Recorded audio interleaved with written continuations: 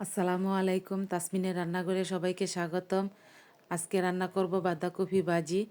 কিভাবে সবচেয়ে ভালোভাবে বাঁধাকপি ভাজি রান্না করতে হয় সেটাই দেখাবো আপনাদের।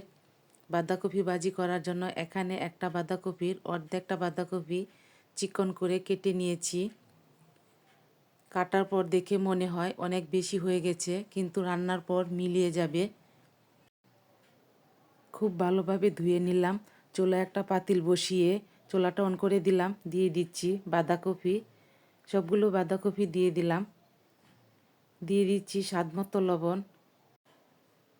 লবণটা দিয়ে ভালোভাবে নেড়ে মিশিয়ে ডেকে দেব 5 মিনিটের জন্য। ভালোভাবে সিদ্ধ করে নেব। এবার ডেকে দিচ্ছি। ডেকে দিলাম। অপেক্ষা করব 5 মিনিট সিদ্ধ হওয়া পর্যন্ত। সিদ্ধ হয়ে গেছে। বাঁধাকপি থেকে পানি উঠেছে। হাই হিটে পানিটা শুকিয়ে নেব। বাঁধাকপিটাও সেদ্ধ হয়ে যাবে। পানি শুকিয়ে নিলাম। বাঁধাকপিটা নেড়ে চেড়ে একটা বাটিতে তুলে নিচ্ছি। চুলায় প্যানে দিয়ে দিচ্ছি 3 টেবিল চামচ রান্নার তেল। দিয়ে দিচ্ছি পেঁয়াজ কুচি, কাঁচামরিচ ফালি।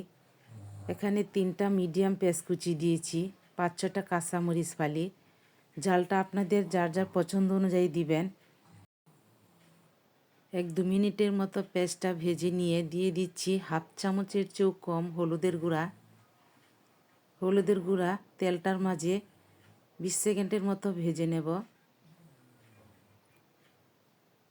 ভেজে নিয়েছি। দিয়ে দিচ্ছি ভাপানো বাঁধাকপি।